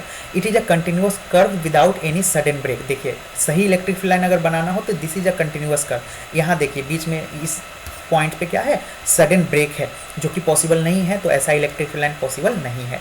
अगर मुझे uniform electric field line draw करना हो तो इस तरह का इलेक्ट्रिक फील्ड लाइन यूनिफॉर्म होगा। यहाँ पे अगर आप देखेंगे तो हर दो इलेक्ट्रिक फील्ड लाइन के बीच डिस्टेंस कंटिन्यूअसली सेम डिस्टेंस पे दोनों इलेक्ट्रिक फील्ड लाइन है।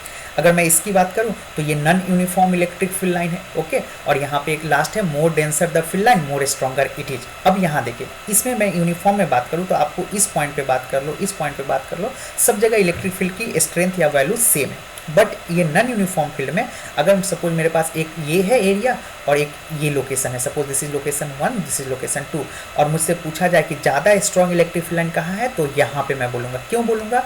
क्योंकि यहाँ पे इलेक्ट्रिक फील्ड लाइन डेंस है, मतलब एक दूसरे के काफ़ी पास है, यहाँ काफ़ी अवे है। ओके, जितना इलेक्ट्रिक फील्ड लाइन डेंसर होगा उतना ही वो स्ट्रॉन्गर होगा। अब इसके बाद जो शुरू होता है हमारा डेरिवेशन का पोर्शन स्टार्ट होता है, जिसमें 3-4 बहुत इंपॉर्टेंट डेरिवेशन है जिसके बारे में मैंने आपको बताया है कि मैं डिटेल में इसका आगे एनालिसिस आप मेरा थ्योरी वीडियो में अभी देखना हो तो आप अभी थ्योरी वीडियो में जाके देख सकते हैं। अदरवाइज मैं चैप्टर वाइज लिस्ट डालूंगा, वहाँ पे आप देख सकते हैं। मैंने वीडियो के स्टार्ट में भी ऐसा बोला है। तो अब यहाँ पे मैं अब डेरिवेशन में एक्सप्लेन नहीं करूँगा, नहीं तो वीडियो बहुत लंबा हो जाएगा। मैं डायरेक्ट फॉर्मूला और रिजल्ट बताता हूँ। हाँ, डेरिवेशन का नोट्स मैं आपके सामने दूंगा। ये जो भी नोट्स मैं आपके सामने ला रहा हूँ ना, ये पूरे चैप्टर का कंप्लीट नोट्स है। इसमें कोई क्रैश कोर्स जैसा नोट नहीं है कि शॉर्ट नोट्स है, ये कंप्लीट नोट्स है जो आप प्रीफर कर सकते हैं अपनी तैयारी के लिए, और फुल्ली बेस्ड ऑन एनसीईआरटी है। एनसीईआरटी का हर एक टॉपिक मैंने इसमें लिया है। ओके, तो आप नोट्स पे तो फुल्ली रिलाई कर सकते हैं, बस इसके एक्सप्लेनेशन को मैं स्किप कर रहा हूँ जो कि ऑलरेडी मैंने डिस्कस करा है। ठीक है ना, तो वीडियो को शॉर्ट रखने के लिए मैं ऐसा कर रहा हूँ। तो अगर मुझे एक पॉइंट चार्ज के कारण इलेक्ट्रिक फील्ड पता लगाना हो तो ये इलेक्ट्रिक फील्ड की वैल्यू KQ/R² होता है, जहाँ K हमारा क्या है, इलेक्ट्रोस्टैटिक फोर्स कांस्टेंट, Q क्या है, उस पॉइंट चार्ज की वैल्यू, और R जो है उस पॉइंट चार्ज, सपोज मेरे पास ये एक पॉइंट चार्ज है यहाँ पे, तो इस पॉइंट चार्ज से कोई R डिस्टेंस पे मुझे इलेक्ट्रिक फील्ड की वैल्यू चाहिए तो मैं ये फॉर्मूला डायरेक्ट यूज करूँगा, मुझे आंसर मिलेगा। नेक्स्ट, तो यहाँ है, अब ये डेरिवेशन आपके एग्जाम पॉइंट ऑफ व्यू से बहुत इंपॉर्टेंट है। ठीक है ना, और ऐसा ही एक डेरिवेशन हमारा मैग्नेटिज्म में आएगा। तो ये जो डेरिवेशन है, तो अगेन मैं इसमें डायरेक्ट रिजल्ट आपको बताऊँगा। यहाँ पे मैं थोड़ा सा शॉर्ट करूँ इसको। ओके, सो ये हमारे पास क्या है, electric field due to a uniform ring. Okay, आप मोबाइल को ना लैंडस्केप मोड में देखिएगा, तभी आपको टोटल अच्छे से पूरा दिखेगा। ओके, सो इस तरह के स्केप में रखिएगा मोबाइल और देखिएगा, आपको पूरा डिटेल दिखेगा। तो मुझे अगर एक रिंग के कारण, एक रिंग है मेरे पास, सपोज ये एक रिंग है, इस रिंग के कारण मुझे क्या चाहिए, इलेक्ट्रिक फील्ड उसके एक्सिस पे। ये अगर रिंग है, ओके, तो ये रिंग है, उसके एक्सिस की बात करूँ तो ये रहा उसका एक्सिस। तो एक रिंग के एक्सिस पे जब भी आपसे पूछा जाए कि इलेक्ट्रिक फील्ड की वैल्यू क्या होगा, अगर यूनिफॉर्म रिंग है और ये x डिस्टेंस पे आपसे पूछा जाए, जो कि यहाँ से कुछ r डिस्टेंस पे है, तो आप इस पॉइंट पे इलेक्ट्रिक फील्ड की वैल्यू क्या होगा, जिसकी वैल्यू यहाँ पे डायरेक्ट फॉर्मूला देखें, KQ/x² + R² होल पावर 3/2, जहाँ x क्या है, तो आप यहाँ फिगर से रेफरेंस ले सकते हैं। x क्या है, रिंग के सेंटर से वो डिस्टेंस जहाँ पे हमें इलेक्ट्रिक फील्ड की वैल्यू फाइंड करना है, और R² क्या है, R² is the radius of the ring, और 3/2 तो पता ही है। तो इस फॉर्मूले में सारे टर्म, Q क्या है, चार्ज ऑन रिंग, तो इस फॉर्मूले का हर एक टर्म आपको पता है। तो इस पे क्वेश्चन पूछे जाते हैं, न्यूमेरिकल भी उतने ही इंपॉर्टेंट है। तो न्यूमेरिकल में तो आपका डायरेक्ट रिजल्ट काम आ जाएगा, और डेरिवेशन पूछेगा तो आपको ये पूरा करना होगा। तो आप आराम से देख सकते हैं मेरी डिटेल वीडियो में। अच्छा, इसमें एक अप्रोक्सीमेशन लेते हैं कि अगर ये एक्स डिस्टेंस जो है ना, ये रिंग के रेडियस जो ये आर रेडियस रिंग का है उससे काफ़ी बड़ा है, एक्स डिस्टेंस काफ़ी बड़ा है, तो ऐसे में हम अप्रोक्सीमेशन करके आर की वैल्यू को नेगलेक्ट कर सकते हैं। तो यहाँ से जब आप आर की वैल्यू को नेगलेक्ट करोगे तो आपके पास जो रिजल्ट आएगा वो कुछ इस तरह से रिजल्ट आएगा कि आर की वैल्यू यहाँ से खत्म हो जाएगा और आपके पास क्या बचेगा, electric field at point P is के क्यू बाई एक्स स्क्वायर, जिसका डायरेक्ट यूज करेंगे। अगर क्वेश्चन में ऐसा मेंशन करता है कि रेडियस बहुत छोटा है तो आप डायरेक्ट ये रिजल्ट यूज करेंगे, कैलकुलेशन भी ईजी होगा और ईजिली सॉल्व होगा। अब बात आता है कि एक रिंग पे अगर मुझे मैक्सिमम और मिनिमम इलेक्ट्रिक फील्ड कब मिलेगा, तो मैक्सिमम और मिनिमम इलेक्ट्रिक फील्ड के लिए हम लोग जानते हैं फ्रॉम कैलकुलस पोर्शन कि मैक्सिमम मिनिमम के लिए D by D x would be zero. Calculation पे मैं नहीं जा रहा अभी, आप नोट कर सकते हैं। तो मैक्सिमम इलेक्ट्रिक फील्ड जब निकाला गया तो x equal to plus minus r by root two पे मिला। अब plus minus r by root two का मतलब क्या है कि मेरे पास अगर ये एक रिंग है तो इसके पॉजिटिव साइड भी ओके, पॉजिटिव एक्स में भी और नेगेटिव एक्स में भी मुझे क्या मिला है, मैक्सिमम इलेक्ट्रिक फील्ड। तो maximum r by root two पे, तो मुझे उसका कर्व ड्रॉ करना हो तो ये हमारा कर्व है। तो देखिए पॉजिटिव साइड में आर बाई रूट टू मैं इधर दिखा सकता हूँ, माइनस साइड में आर बाई रूट टू इधर दिखा सकता हूँ। तो ये ग्राफ है आपका किस चीज़ का, इलेक्ट्रिक फील्ड और एक्स डिस्टेंस का, मैक्सिमम इलेक्ट्रिक फील्ड का एक रिंग के एक्सिस पे। तो ये ग्राफ भी काफ़ी इंपॉर्टेंट होता है, छोटे क्वेश्चन के लिए, ऑब्जेक्टिव के लिए इंपॉर्टेंट है, ध्यान रखिएगा। और लॉन्ग के लिए, लॉन्ग क्वेश्चन इस पे कैसे आएंगे, तो लॉन्ग क्वेश्चन में आपसे डायरेक्ट डेरिवेशन पूछा जा सकता है या हो सकता है आपसे इस पर न्यूमेरिकल पूछा जाए। मैं चलता हूँ नेक्स्ट स्लाइड पे। नेक्स्ट स्लाइड में कुछ छोटे छोटे पॉइंट्स है जिसको डायरेक्ट हम लोग समझते चलते हैं। अब ये कुछ चार्ज डेंसिटी है जो सिंबल चैप्टर के अंदर हमारा यूज होने वाला है, लेमडा। सपोज मेरे पास एक रॉड है ए लेंथ का, उस पर पर यूनिट लेंथ का कुछ चार्ज है, तो उसको मैं कैसे दिखाऊंगा, lambda is charge per unit length. ऐसा यूनिट क्या हो जाएगा, कूलम मीटर स्क्वायर। मेरे पास सरफेस चार्ज डेंसिटी, अब सपोज मेरे पास कोई ऐसा बॉडी है जिसका डायमेंशन कुछ एरिया है, जिस स्क्वायर है, जिसका एरिया ए है, तो इसके एक यूनिट में कितना चार्ज है, ओके, एक यूनिट में कितना चार्ज है, तो जिसको मैं सरफेस चार्ज डेंसिटी को सिग्मा से डिनोट करता हूँ, जिसकी फॉर्मूला होगा D Q by T S, मतलब charge per unit area. S is what, area. और एरिया का यूनिट क्या होता है, कूलम, चार्ज का कूलम और एरिया का मीटर स्क्वायर, तो कूलम मीटर स्क्वायर।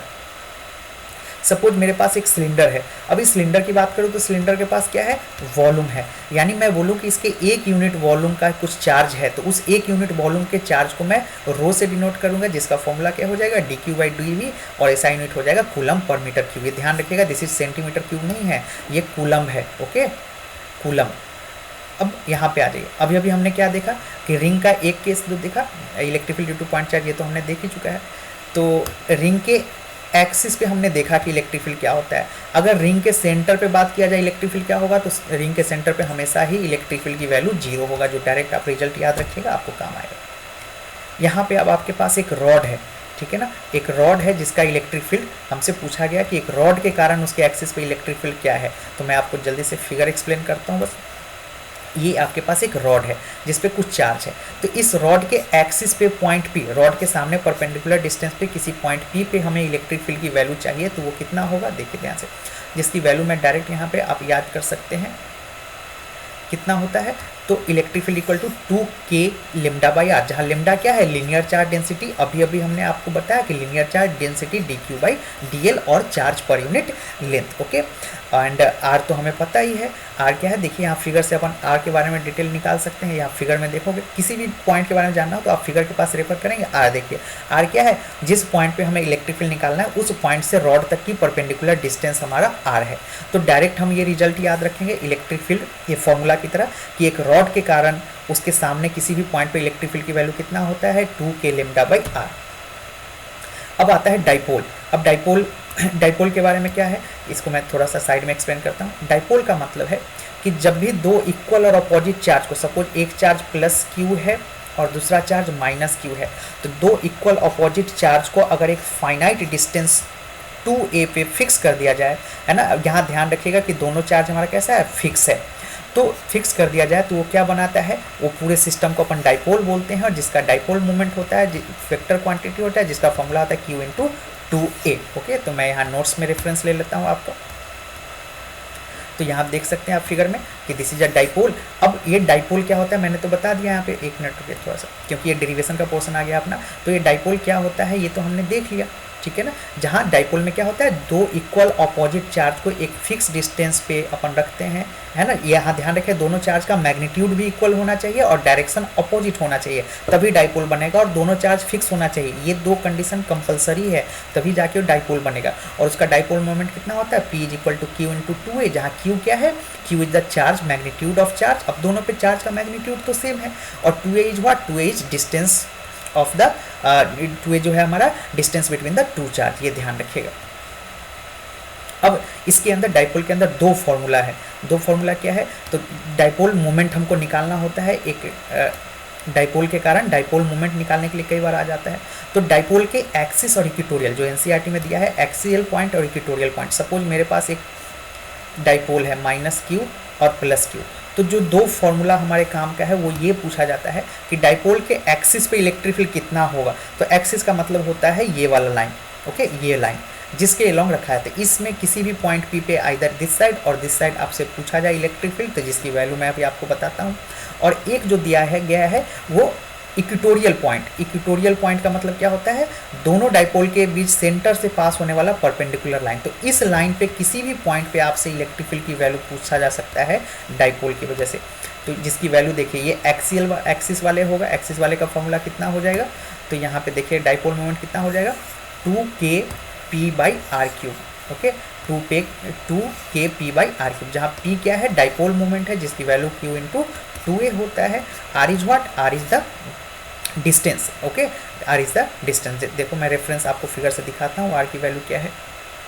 तो यहाँ देखो r क्या हो गया, डाइपोल के सेंटर से। एक चीज़ यहाँ ध्यान रखिएगा, जो r है, अगर ये हमारा डाइपोल है p, ये कोई भी डाइपोल है q और -q, ये डाइपोल है, ठीक है ना। और इस पॉइंट P पे सपोज हमें डाइपोल मोमेंट फाइंड करना है, तो R की वैल्यू कहाँ से कैलकुलेट करेंगे, डाइपोल के सेंटर से, ना तो वो पॉजिटिव चार्ज के पास से ना नेगेटिव चार्ज से। फॉर्मूले के अंदर जो R है वो डाइपोल के सेंटर से है डिस्टेंस। आप फिगर में भी रेफरेंस देख सकते हैं, देखिए मैंने जो बनाया है वो क्या बनाया है, डाइपोल के सेंटर से मैंने यहाँ पॉइंट P तक के डिस्टेंस को R बोला है। तो ये छोटे से छोटे पॉइंट ध्यान रखिएगा, यहाँ पे कन्फ्यूजन नहीं होना चाहिए। तो ये तो रहा हमारा डाइपोल की कहानी, डाइपोल के एक्सियल पॉइंट पे। अगले पेज में अपन इक्वेटोरियल पॉइंट का देखते हैं। जैसा कि मैंने अभी आपको एक्सप्लेन किया, इक्वेटोरियल पॉइंट का मतलब होता है एक ऐसा लाइन जो दोनों ये दो डाइपोल है मेरे पास, दोनों के सेंटर से, सॉरी दो डाइपोल है, एक सिंगल डाइपोल है, जिसके सेंटर से पास होने वाले परपेंडिकुलर लाइन पे हम लोग क्या बोलते हैं, परपेंडिकुलर लाइन पे हमने इलेक्ट्रिक फील्ड निकालना होता है, जिसकी वैल्यू आपके पास कितना हो जाएगा। देखिए अगर शॉर्ट डाइपोल हो, शॉर्ट डाइपोल, तो kp/r³, आप डायरेक्ट ये रिजल्ट याद रख सकते हैं, जहाँ k क्या है, अगेन k हमारा कूलम्ब्स कांस्टेंट है, p डाइपोल मोमेंट है, और r³ के लिए देखिए फिगर के अंदर r³ हमने क्या रखा है। किसी भी पॉइंट के बारे में जानना हो तो सीधा सी बात, आप फिगर पे जाएंगे तो आपको दिख जाएगा r क्या है, तो डाइपोल के सेंटर से वो पॉइंट का डिस्टेंस जहाँ पे हमें डाइपोल मोमेंट निकालना है। तो ये तो रहा डाइपोल का सेंटर, और ये वो पॉइंट जहाँ पे हमें डाइपोल मोमेंट निकालना है। तो ये डेरिवेशन पूरा का पूरा है, डेरिवेशन का पिक्चर आप आराम से ले सकते हैं, ओके। वीडियो पॉज करके जहाँ भी जरूरत हो आप ले लें, और ये फॉर्मूला आप ध्यान रखेंगे, this is a formula, okay. और ये शॉर्ट डाइपोल के लिए जहाँ पे हमने r दोनों डाइपोल के बीच के डिस्टेंस को काफ़ी कम माना है, तो ये आ सकता है। तो आप ये दोनों भी याद रख सकते हैं। तो ये तो रहा हमारा डाइपोल का कहानी। अब इस पेज में जितनी बात लिखी वो बहुत इंपॉर्टेंट होता है। अब यहाँ पे देखिए, अब टॉर्क की बात कर लेते हैं। अब देखो हमने क्या करा है इसके अंदर, यहाँ पे हमने एक डाइपोल को इलेक्ट्रिक फील्ड में रखा है, इलेक्ट्रिक फील्ड के अंदर एक डाइपोल को रखा है। तो अब ये इलेक्ट्रिक फील्ड जो होता है वो पॉजिटिव चार्ज पे अपने डायरेक्शन में फोर्स लगाए, पॉजिटिव चार्ज है, तो अब इलेक्ट्रिक फील्ड में रखा है, तो इलेक्ट्रिक फील्ड क्या करता है, फोर्स लगाएगा। कैसे फोर्स लगाया, तो पॉजिटिव चार्ज पे इस डायरेक्शन में फोर्स लगाएगा, निगेटिव चार्ज पे इलेक्ट्रिक फील्ड खुद से अपोजिट डायरेक्शन में फोर्स लगाता है। तो ये तो रहा फोर्स।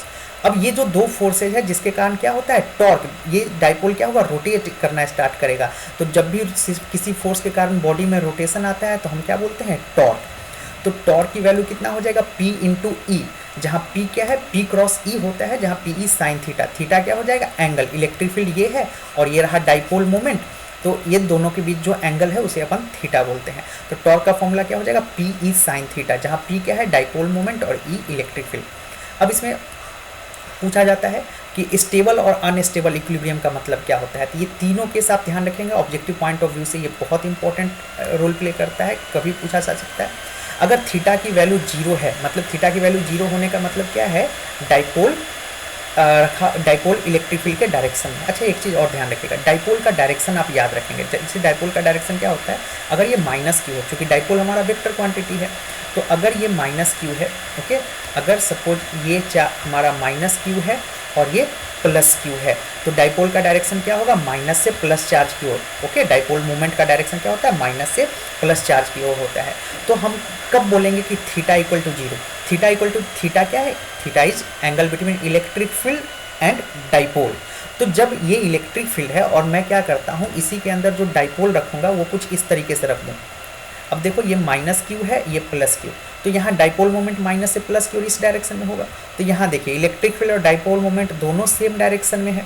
ओके, दोनों सेम डायरेक्शन में है, तो हम अपन क्या बोलेंगे, यहाँ पे थीटा की वैल्यू जीरो है। तो देखो यहाँ पे यहाँ स्टेबल इक्विलिब्रियम होगा। जब थीटा की वैल्यू जीरो हो जाए तो अपन क्या बोलेंगे, that dipole is in stable equilibrium.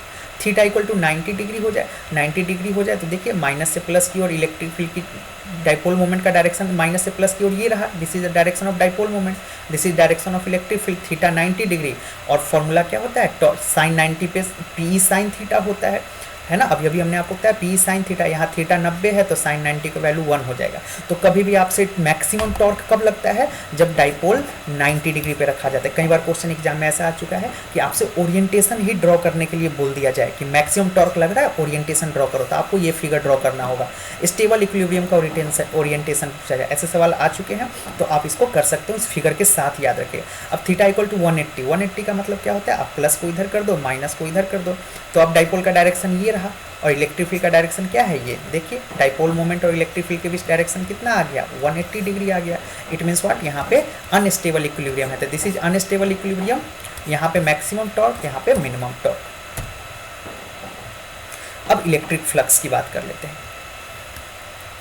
अब इलेक्ट्रिक फ्लक्स का सिंपल सा मतलब होता है किसी भी एरिया से होकर गुजरने वाला number of field line. Okay, मैं यहाँ साइड में आपको एक्सप्लेन कर देता हूँ।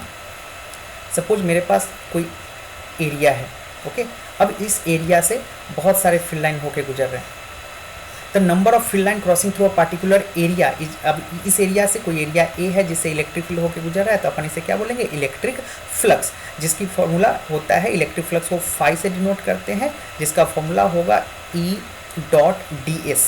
Okay, E dot D S. Okay, dot product होता है, आगे इसको अपन ऐसे भी लिख सकते हैं, E D S cos theta. अब बात आती है यहाँ पे थीटा कौन है, कैसे है, मैं एक एक चीज़ को एक्सप्लेन करता हूँ।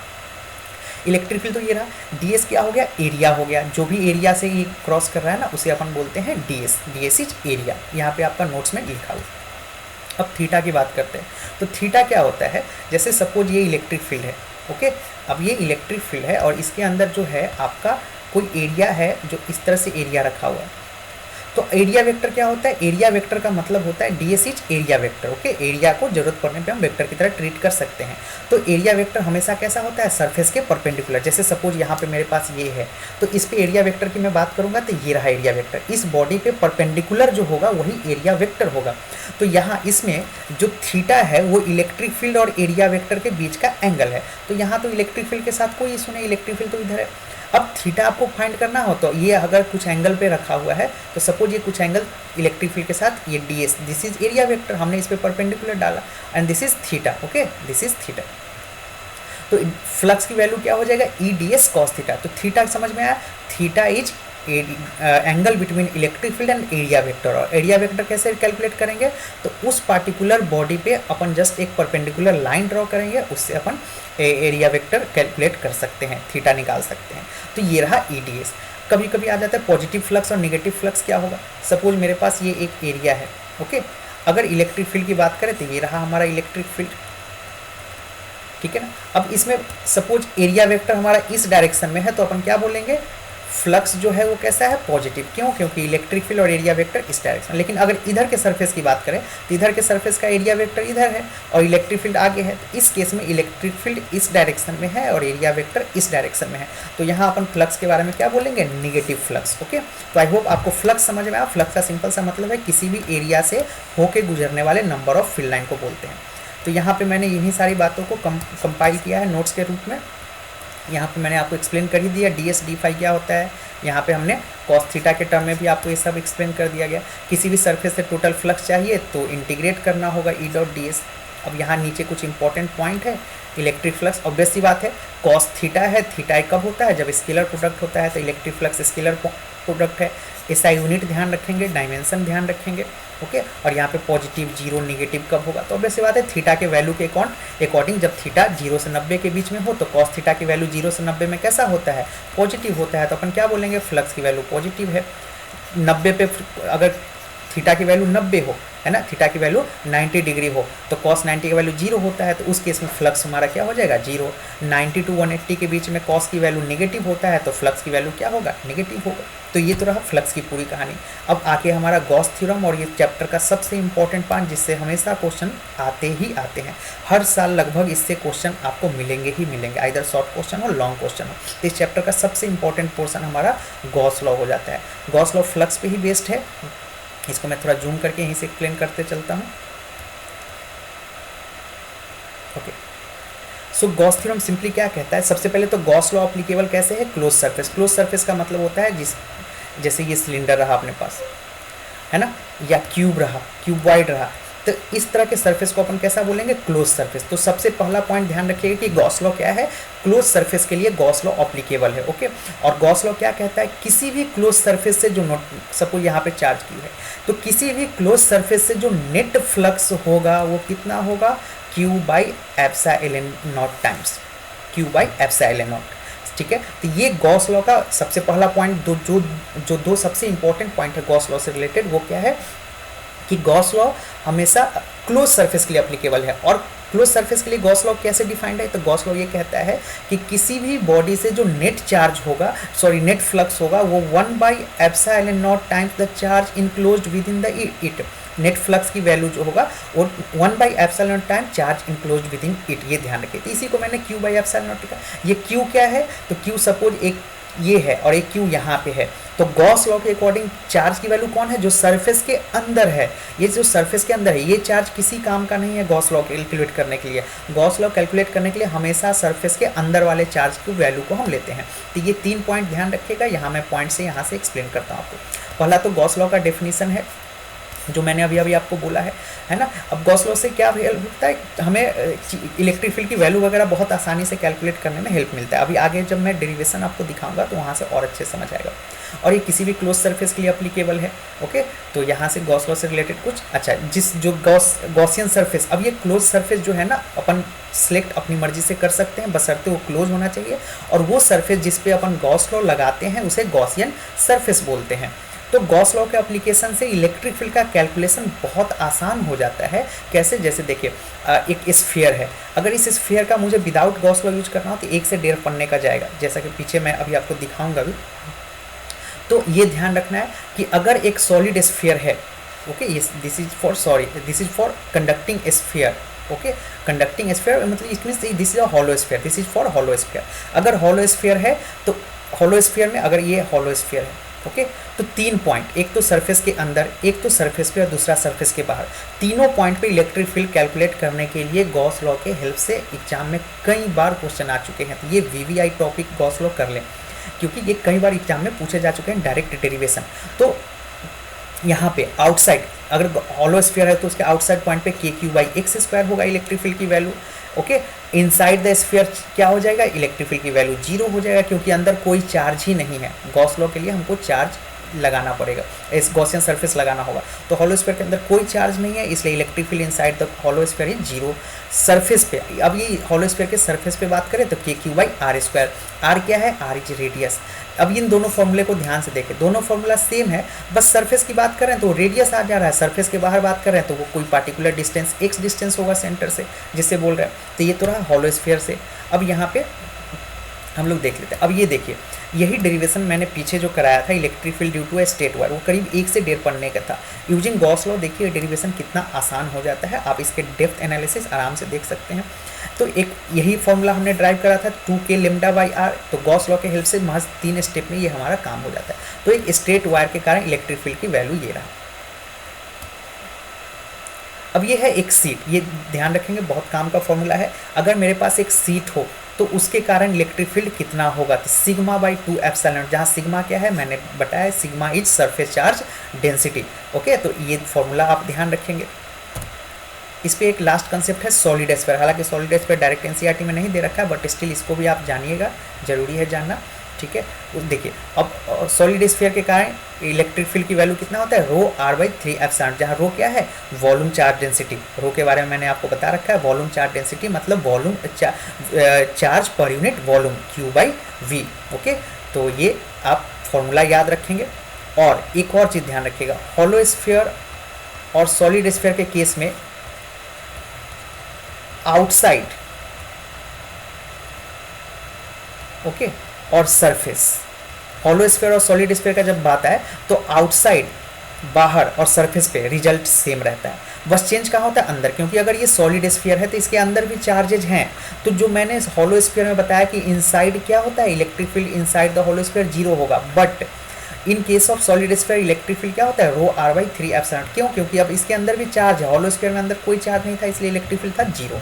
अब बात आता है ग्राफ की, दोनों के लिए ग्राफ, ये जो लास्ट हमारा आखिरी टॉपिक, दोनों का इलेक्ट्रिक फील्ड का ग्राफ बहुत इंपॉर्टेंट हो जाता है। हॉलो स्फीयर का देखिए, हॉलो स्फीयर में मैंने क्या बताया, दिस इज आर, आर मतलब रेडियस, ओके, ये आप कर लेंगे। तो हॉलो स्फीयर में हमने क्या देखा कि सरफेस के अंदर जो इलेक्ट्रिक फील्ड है वो 0 है। तो देखिए यहाँ इलेक्ट्रिक फील्ड की वैल्यू 0 है। उसके बाद वो होता है मैक्सिमम कहाँ, सरफेस पे, क्योंकि के क्यू बाई एक्स, ओके, यहाँ पे के क्यू बाई आर स्क्वायर था, देखिए यहाँ पे पीछे वाले पे देखिए के क्यू बाई आर स्क्वायर और के क्यू बाई एक्स स्क्वायर यहाँ पे था। तो यही फॉर्मूला से देखिए यहाँ पे ध्यान से, तो के क्यू बाई कहाँ गया हमारा, के क्यू बाई एक्स स्क्वायर और के q by r square radius पे। तो जब सरफेस पे, हॉलो स्फीयर के सरफेस पे आते हैं तो सरफेस पे हमको इलेक्ट्रिक फील्ड मिलता है मैक्सिमम। उसके बाद रिलेशन देखिए इलेक्ट्रिक फील्ड का क्या हो जाता है, इन्वर्स स्क्वायर रिलेशन। तो इन्वर्स स्क्वायर रिलेशन का ग्राफ ऐसा बनेगा। तो आप डायरेक्ट ये ग्राफ याद रखिएगा हॉलो स्फीयर पर। सॉलिड स्फीयर में देखिए, सॉलिड स्फीयर में इसके बाद का पोर्शन ये और इसमें इसके बाद का पोर्शन, क्योंकि मैंने क्या बताया कि ये एट द सरफेस और सरफेस के बाहर हॉलो और सॉलिड का रिजल्ट सेम है। तो यहाँ भी वही है, एट द सरफेस और सरफेस के बाहर हॉलो का और सॉलिड का रिजल्ट सेम है, बस चेंज कहाँ होता है, इनसाइड। इसमें हॉलो में इनसाइड 0 है और इसमें इनसाइड क्या है, देखिए electric field equal directly proportional to r, electric field is directly proportional to r, okay. तो डायरेक्टली प्रोपोर्शनल कर्व ये बनता है। तो बस ये जो पार्टिकुलर पॉइंट है यहाँ पे चेंज होता है।